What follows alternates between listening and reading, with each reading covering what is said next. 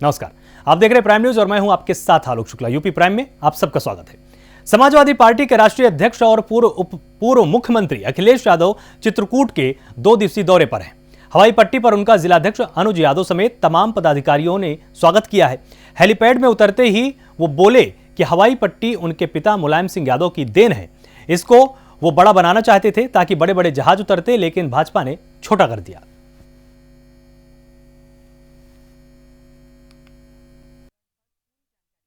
Party झूठों की party है।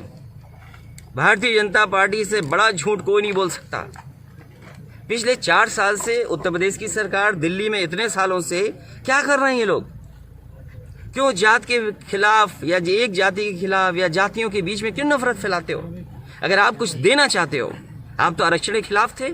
हम समाजवादी लोग कहते हैं कि सभी जातियों को गिन लिया जाए और गिन करके आबादी के हिसाब से हक और सम्मान दे दिया जाए। क्या भारतीय जनता जहाँ नया कानून है, समाजवादी पार्टी उस कानूनों का विरोध करती है? रायबरेली में बीजेपी के नगर अध्यक्ष संतोष पांडेय ने जिला अस्पताल पर भ्रष्टाचार का आरोप लगाते हुए अपने समर्थकों के साथ जिला अस्पताल गेट पर धरने पर बैठ गए और जमकर नारेबाजी की है। बीजेपी नगर अध्यक्ष संतोष पांडेय ने आरोप लगाते हुए कहा कि हमारी सरकार जीरो टॉलरेंस की बात करती है और उस पर काम भी कर रही है, लेकिन रायबरेली के जिला अस्पताल में लगातार मरीजों का शोषण किया जा रहा है। बाहर से महंगी महंगी दवाएं लिखी जा रही, साथ ही डॉक्टरों द्वारा बाहर से जांच करवाई जाती है। आज कई महीनों से जिला अस्पताल में इतना ज़्यादा भ्रष्टाचार बढ़ चुका है कि आम जनमानस कह रहा है। नगर अध्यक्ष के नाते जब हमसे लोग अपनी पीड़ा को बताते हैं, उसको लेकर जो है जब सीएमएस महोदय से वार्ता करिए, बात करिए, तो वो कहते हैं कि इससे ज़्यादा मैं कुछ नहीं कर पाऊँगा। जिला अस्पताल में अभी परसों की घटना है। बहुत ही गरीब मरीज़ को कान के लिए वो दिखाने आए थे, नाक और कान के लिए, जिसे डॉक्टर शिव कुमार ने अपने प्राइवेट नर्सिंग होम हाथी पार्क के बगल में भेज करके दिखवाया, जबकि जिला अस्पताल में वह मशीन यहाँ पे उपस्थित है, पर्याप्त है, और 2 दिन की दवा 1581 रुपये का दिया है। वह गरीब मरीज़ हस्बैंड वाइफ दोनों रोने लगे थे, जिसके बारे में वार्ता की गई तो उसमें कोई समुचित जो है उपाय उन्होंने नहीं दिया। इसी नाते आज हम सब अपने साथियों के साथ यहाँ धरने पर बैठे हैं कि इन भ्रष्टाचारियों के खिलाफ सख्त कार्रवाई होनी चाहिए। अलीगढ़ के डीएस डिग्री कॉलेज में सैकड़ों की तादाद में इकट्ठा होकर छात्र छात्राओं ने उग्र प्रदर्शन किया। इस दौरान छात्रों ने जमकर नारेबाजी भी की और छात्रों का कहना है कि एलएलबी के 3rd ईयर में 95% छात्रों को फेल किया जा रहा है। वहीं इसी के चलते छात्रों ने यूनिवर्सिटी के खिलाफ अपना मोर्चा खोल दिया है। छात्र नेता ने बताया कि एक बार फिर यूनिवर्सिटी की लापरवाही सामने आई है। 1 जनवरी को एलएलबी 3य वर्ष का परिणाम घोषित हुआ है, जिसमें 95% छात्रों को फेल कर दिया गया। छात्रों की परीक्षाओं को ओएमआर शीट से संपन्न कराया गया। छात्रों के भविष्य के साथ खिलवाड़ किया गया है।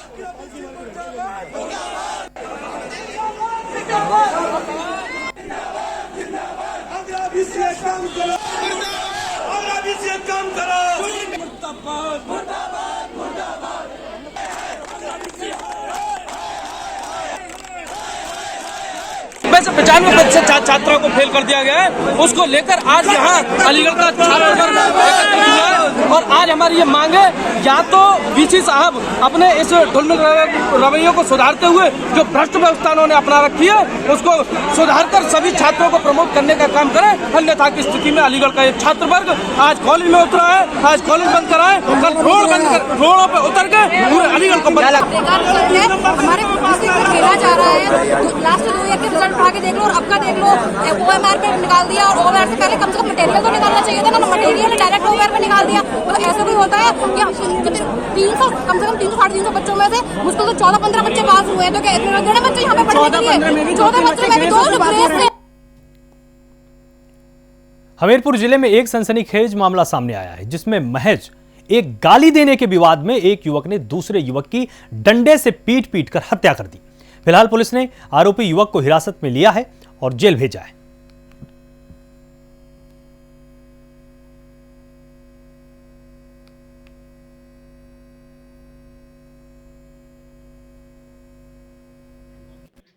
नकी हैदर पुत्र लतीफ जो दिल्ली में रहते थे, तो उनकी प्रॉपर्टी थी, ननिहाल में मिली थी, उनके नाना से काफ़ी प्रॉपर्टी मिली थी, उसकी देख रेख करने आते रहते थे और गांव के एक रिश्ते में रखते थे रस्सन, उनके यहाँ रुकते थे।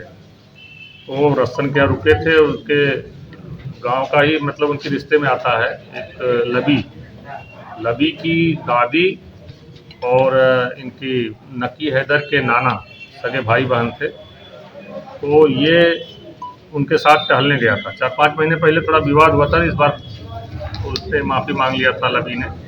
उनके साथ टहलने गया था, कुछ दूर गया तो एक ज़मीन थी रास्ते के किनारे, तो उन्होंने कहा कि यहाँ अपना बोर्ड लगवाना है हमें, ये कि यहाँ बोर्ड लगवा देंगे, ये कि यहाँ बोर्ड लगवा देंगे। तो लबी ने कहा कि गांव वाले तो कहते नहीं, आपके पास कागज़ वगैरह है। तो उन्होंने इसको माँ की गाली दे दी। उसी पर इसने उनको डंडा से मारा, गिर गए, कई डंडे मारा उनके सिर पर, उनकी हम मौके पर ही डेथ हो गई। इस संबंध में धारा 302 का मुकदमा ललपुरा में लिखाया गया था 4 तारीख को ही लिखाया गया था और कल इसकी गिरफ्तारी हुई है। और घटना में प्रयुक्त डंडा जो बेरी का डंडा था, उसमें खून लगा था, वो भी इसने छिपा रखा था, बरामद कराया है। गोंडा नगर कोतवाली क्षेत्र से 6 साल की बच्ची के लापता होने की खबर सामने आई है। पुलिस ने परिजनों की सूचना पर एफआईआर दर्ज कर ली है और स्वास्थ्य टीम समेत 12 पुलिस टीमें मासूम की तलाश कर रही हैं। बच्ची की मां के मुताबिक मासूम अपने घर के पास से 3 दिन पहले गायब हुई थी, लेकिन अभी तक पुलिस को कोई सुराग नहीं मिला है। मामले को एसपी शैलेश कुमार पांडे ने गंभीरता से लिया है और नगर कोतवाल को जांच सौंपी है। जल्द से जल्द बच्ची को बरामद करने के लिए निर्देश भी दिए गए।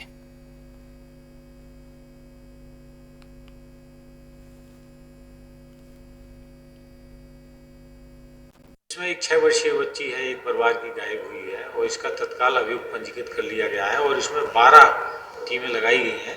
इसमें एसओजी, एएसटीयू और जो हमारे यहाँ श्रमण शैल प्रभारी हैं और अपराध शाखा के लोग और कोतवाली नगर की टीम, इन सबको लगाया गया है और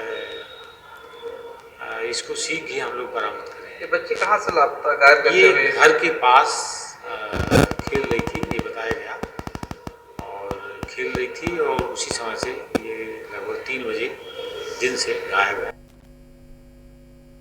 बरेली में बच्चों को लेकर हुए एक मामूली विवाद के बाद 2 पक्षों में पथराव हो गया। इस बीच दोनों तरफ पत्थर चले। वहीं मौके पर मौजूद किसी शख्स ने इस पूरी घटना का वीडियो बना लिया। वीडियो सामने आने के साथ ही पुलिस ने इस मामले में कार्रवाई शुरू कर दी है। इस मामले में पुलिस ने 4 लोगों को गिरफ्तार किया है। वहीं पुलिस के मुताबिक पथराव का ये वीडियो 3 दिन पुराना है। फिलहाल पुलिस इस मामले में सभी तरह की जांच कर रही है और कार्रवाई की जा रही है।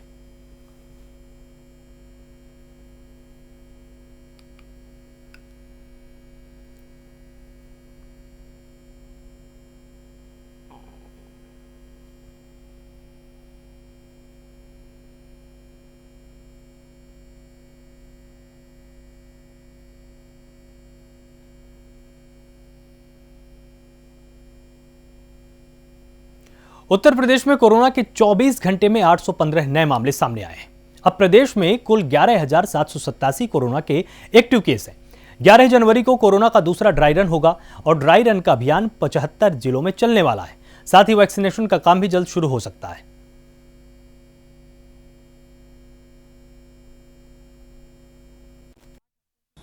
प्रदेश में कोरोना का संक्रमण कम हो रहा है।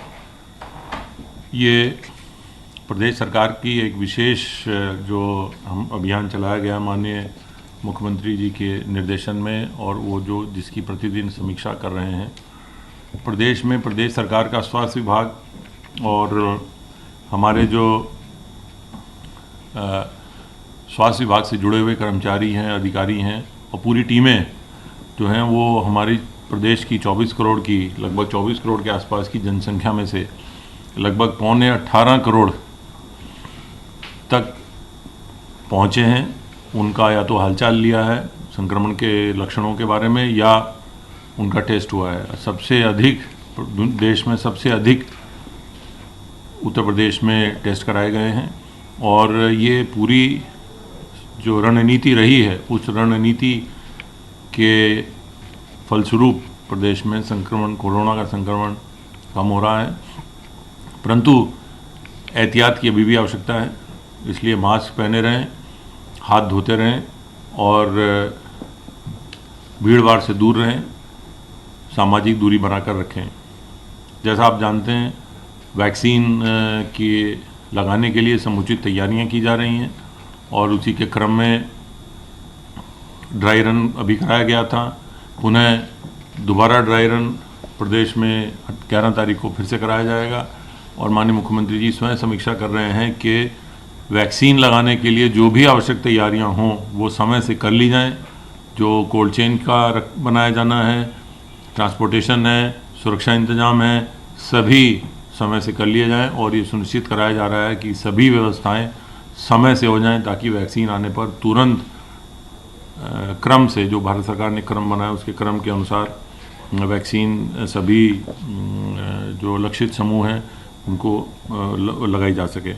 प्रदेश में संक्रमण कम होने से औद्योगिक गतिविधियां और सामान्य गतिविधियां तेजी से सामान्य हो रही हैं। प्रदेश सरकार का, जैसे मैंने बताया कि प्रदेश सरकार का जो सामान्य राजस्व आय है वो भी दिसंबर में लगभग पिछले साल से 2500 करोड़ उसमें वृद्धि हुई है, तो जिससे साफ स्पष्ट है कि सभी गतिविधियां सामान्य हो रही हैं।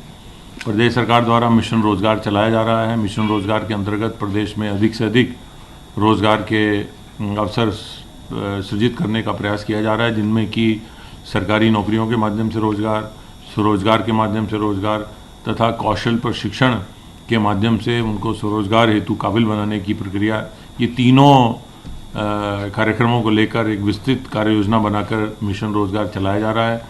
प्रदेश में 4 लाख सरकारी नौकरियों का लक्ष्य अभी जनवरी में पूरा होगा, जिसके लिए विशेष प्रयास किया जा रहा है। सभी निगमों, अध्यक्षों, निगमों, परिषदों, आयोगों सबको निर्देशित किया गया है कि जो भी सरकारी रिक्तियां जहां जहां जिस जिस विभाग से निर्देशित होती हैं उनमें भर्ती की पारदर्शी प्रक्रिया तत्काल की जाए ताकि शीघ्र से शीघ्र युवाओं को रोज़गार उपलब्ध कराया जाए। इसी के साथ साथ जो विभिन्न स्वरोजगार के कार्यक्रम चल रहे हैं उनमें तेज़ी लाई जा रही है। साथ साथ बैंकों से समन्वय करके प्रदेश में अधिक से अधिक स्वरोजगार तथा MSMEs की स्थापना करने का प्रयास किया जा रहा है। जब से कोरोना का ये लॉकडाउन समाप्त हुआ है 14 मई से लेकर अभी तक, पिछले 7 महीने में लगभग 6,89,000 जो है नई MSME इकाइयों को बैंकों द्वारा लगभग 20,872 करोड़ रुपए के ऋण वितरण किए गए हैं। इसी के साथ साथ आत्मनिर्भर पैकेज में लगभग 4,37,000 इकाइयों को, जो कि पहले से चल रही हैं, उनको 11,100 करोड़ रुपए बैंकों द्वारा वितरित किए गए हैं। बैंकों से इस प्रकार समन्वय कराकर लगभग 32,000 करोड़ रुपए की धनराशियां बैंकों द्वारा पिछले 7 माह में वितरित की गई हैं। कोरोना वायरस के संबंध में प्रदेश की स्थिति इस प्रकार है। विगत 24 घंटों में संक्रमण के 815 नए मामले सामने आए हैं। इस समय एक्टिव इन्फेक्शन के केसेस की कुल संख्या 11,787 है, जिसमें से 4,702 होम आइसोलेशन में हैं, अर्थात अपने घर पर रहकर ही स्वास्थ्य लाभ कर रहे हैं। 1,068 लोग संक्रमित व्यक्ति निजी अस्पतालों में अपना इलाज करवा रहे हैं और बाकी के सभी संक्रमित व्यक्ति जो एक्टिव इन्फेक्शन के केसेस हैं वो राजकीय L1, L2 और L3 स्तर के चिकित्सालयों में निःशुल्क अपना इलाज करवा रहे हैं। अब तक जो लोग संक्रमण के पश्चात पूर्णतः स्वस्थ होकर डिस्चार्ज किए जा चुके हैं उनकी संख्या अब 5,70,605 हो गई है। संक्रमित व्यक्तियों में से कुल 8,452 लोगों की आज तक मृत्यु हुई है। कल प्रदेश में 1,47,401 सैंपल्स की जांच की गई और अब तक कुल मिलाकर के 2,48,87,930 सैंपल्स की जांच की जा चुकी है।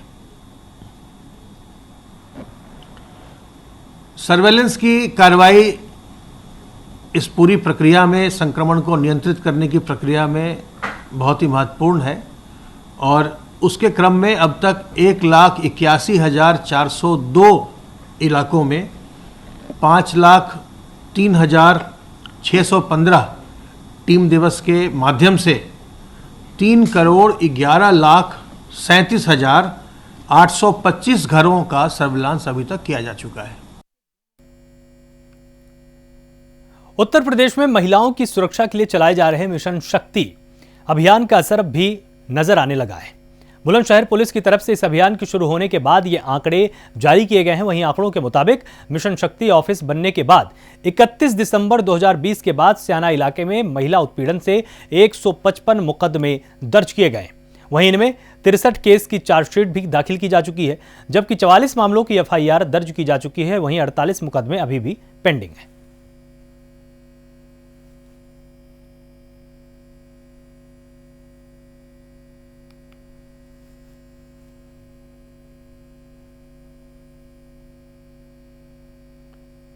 बुलंदशहर के सिकंदराबाद कोतवाली क्षेत्र के गेसूपुर में कलयुगी दादा के जरिए यतीम बच्चों को बेघर करने का मामला सामने आया है, जहां एक चाचा और दादा ने जमीन बेचकर 3 अनाथ बच्चियों को बेघर कर दिया है।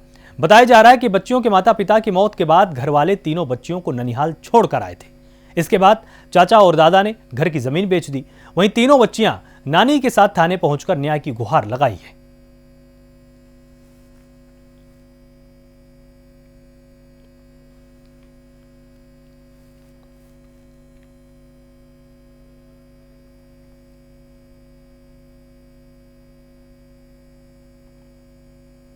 लखनऊ विधानसभा चौराहे पर उस समय अफरा तफरी का माहौल बन गया जब अखिल भारतीय विद्यार्थी परिषद के नवनिर्वाचित मंत्री सौरभ चौधरी अपने काफिले के साथ विधानसभा चौराहे पर पहुंच गए और विधानसभा के सामने से होकर हजरतगंज चौराहा होते हुए लखनऊ यूनिवर्सिटी जाने की जिद करने लगे। हालांकि सौरभ चौधरी ने कहा कि हम अखिल भारतीय विद्यार्थी परिषद के अनुशासित छात्र हैं, हम किसी प्रकार का उपद्रव नहीं करेंगे, पुलिस का सहयोग करेंगे, लेकिन रास्ता नहीं बदलेंगे। पुलिस के प्रयास के बाद नवनिर्वाचित मंत्री सौरभ चौधरी उसी रास्ते से गए, लेकिन काफिले को पुलिस ने पीछे की तरफ से निकाला।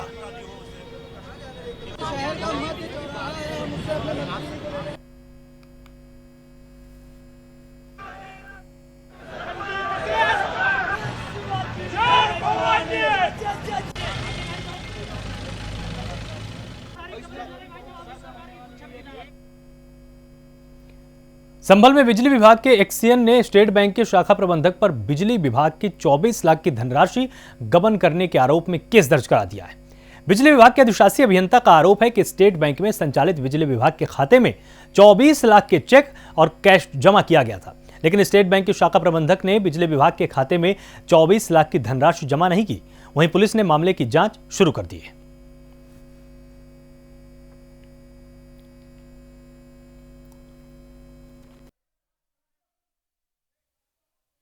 इस प्रकरण में आपको ये बताना है, ये डिवीज़न खुला था अप्रैल 18 में और उसी के बाद से हमारे कुछ पैसे मतलब हमारे जो खाते थे विभागीय वो SBI बबराला की शाखा में थे।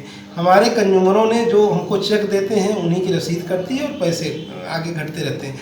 वो पैसे जो है हमने चेक बैंक में लगाए, बैंक ने उन पैसों को कंज्यूमर के खाते से डिडक्ट भी कर लिया, परंतु हमारे खाते में बिजली विभाग के खाते में उन्होंने उसको ट्रांसफ़र नहीं किया।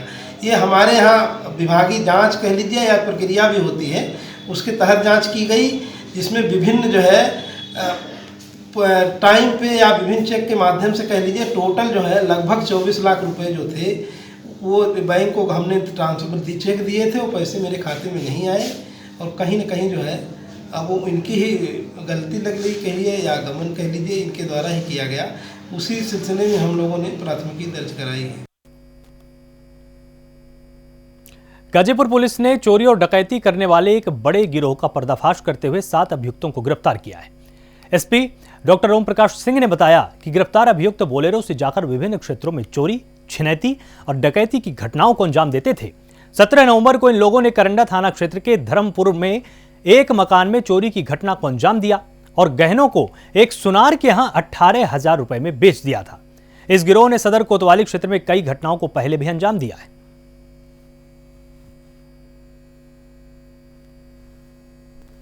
गाजीपुर में माह जुलाई से लगातार चोरी की घटनाएं कारित करने वाले गैंग का पर्दाफाश हमारी स्वाट टीम और करंडा की पुलिस टीम ने मिलकर के किया है। इसमें 7 नकाबजनों को गिरफ्तार किया है, इनसे बरामदगी भी की गई है और 5 करंडा नंदगंज, सादात और कोतवाली क्षेत्र की 5 नकबजनी की घटनाओं का खुलासा हुआ है। इनसे 2 अदद तमंचा, 315 बोर, 2 जो इनका लोहे का नकबजनी का हथियार है वो मिला है, 1 बोलेरो मिली है और 1 अदद सिकड़ी सोने की 85,000 रुपये कैश इनसे बरामद हुए हैं। वहीं जौनपुर के रामपुर थाना क्षेत्र में युवती को शादी का झांसा देकर शारीरिक शोषण का मामला सामने आया है। वहीं शादी न करने पर प्रेमिका अस्पताल पहुंच गई, जहां उसने आत्मदाह का प्रयास किया, लेकिन आसपास मौजूद लोगों ने किसी तरह युवती को बचाकर पुलिस को सौंप दिया। बताया जा रहा है कि आरोपी डॉक्टर युवती का 10 साल से शारीरिक शोषण कर रहा था। वहीं पुलिस पीड़िता की तहरीर पर मामले की जांच में जुटी हुई है। रामाशीष यादव ने 25 तारीख को के लिए जिद नहीं करूंगी क्या मुझे ये चीज चाहिए या मुझे ये ला के दो, तुमको उसको जैसे रखना है उसको रखो, पर मुझे भी तुम रखो। लेकिन उन्होंने आज बोला तुमको जो करना है करो। मैं जा रहा हूँ वहाँ सिकरारा गया और मैं जा रहा हूँ एसओ ऑफिस। मैं एसओ ऑफिस भी गई थी, वहाँ पे भी लिखवा के आई, नोटिस दी थी वहाँ पे। तो उन्होंने सिकरारा भेजा वहाँ नोटिस। तो पुलिस आई थी वहाँ पे मेरे घर पे, मैं नहीं थी मुंबई। मेरे को वापस रामाशीष यादव ने 25 तारीख को के लिए जिद नहीं करूंगी क्या मुझे ये चीज चाहिए। वहीं सहारनपुर की अगर बात करें तो सहारनपुर में तस्करों के हौसले बुलंद हैं। तस्करों ने दिल्ली देहरादून नेशनल हाईवे पर स्थित गणेशपुर के पास शिवालिक फार्म में रातों रात सागौन से भरे हुए पेड़ों पर आरा चला दिया। मीडिया की सूचना पर वन विभाग की टीम मौके पर पहुंची, जबकि वन विभाग की टीम को देखकर वन तस्कर कटी हुई बेशकीमती लकड़ी को छोड़कर मौके से फरार हो गए। वन विभाग की टीम मामले की जांच में जुटी हुई है।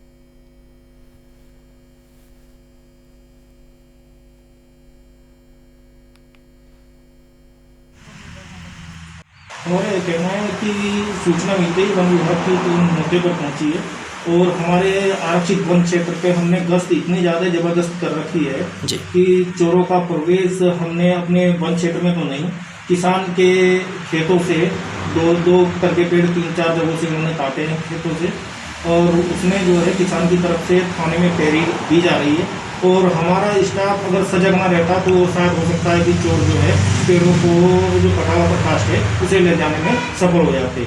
और कुछ मैं इसके लिए मीडिया कर्मियों को भी थोड़ा सा धन्यवाद दूंगा कि जिन्होंने सूचना दी है और सूचना के उपरांत हमारा स्टाफ तुरंत मौके की तरफ गया, घटनास्थल पर गया, और इसी कारण जो है चोर मौके से भाग गए आभास होते ही। और उनका थानाध्यक्ष महोदय द्वारा भी उनका जो है चिन्हीकरण किया जा रहा है कि कौन लोग थे, कैसे थे, और हमने भी अपने स्तर से टीम लगाती स्टाफ को लगा रखा है कि उनके खिलाफ कल को वो हमारे रिजर्व फॉरेस्ट क्षेत्र से भी पेड़ काट सकते हैं, इसलिए हम भी पूरी तरह से उसमें सजग हैं और इनका पता लगाने को। सर लगभग कितने पेड़ कटोगे सर अंदाजा? इसमें जो है 15 पेड़ के करीब कटे हैं इनके किसानों के। बलिया जनपद में NH 31 पर एक्सीडेंट में एक युवक की मौत से आक्रोशित ग्रामीणों और पुलिस के बीच में जमकर झड़प हुई है, जिसमें 5 पुलिसकर्मियों सहित कई ग्रामीण भी घायल हुए हैं। ग्रामीणों का आरोप है कि पुलिस ने घरों में घुसकर जमकर तांडव मचाया। वहीं पुलिस ने 35 नामजद सहित कई अज्ञात लोगों के खिलाफ मुकदमा दर्ज किया है।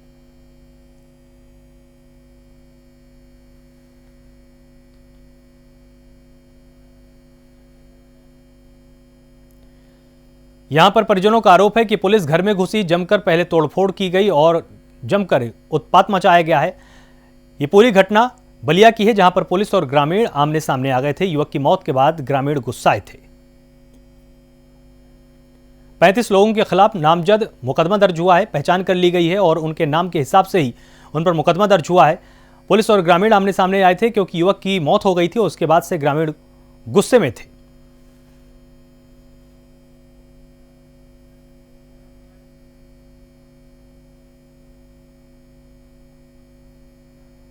वहीं 7 जनवरी 1921 में हुए रायबरेली के मुंशीकांड की बरसी पर शहीद हुए किसानों को याद किया गया। पूर्व संध्या पर डीएम वैभव श्रीवास्तव और एसपी श्लोक कुमार शहीद स्मारक पहुंचे, जहां उन्होंने मुंशीकांड में शहीद हुए हजारों किसानों को श्रद्धांजलि दी और साथ ही दीपदान किया। दरअसल 7 जनवरी 1921 को अंग्रेजों ने मुंशीगंज में सई नदी के तट पर निहत्थे किसानों पर गोलियां बरसाकर उनकी आवाज दबाने का प्रयास किया था। इन निरीह किसानों के खून से नदी भी लाल हो गई थी, ऐसा कहा जाता है।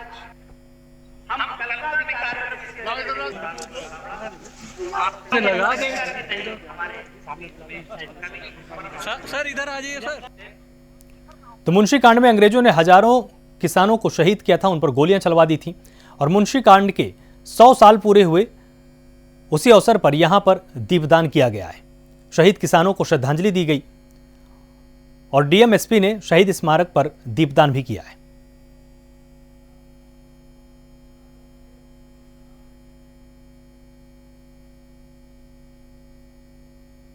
यूपी प्राइम में फिलहाल इतना ही। आप लगातार जुड़े रहिए प्राइम न्यूज के साथ। नमस्कार।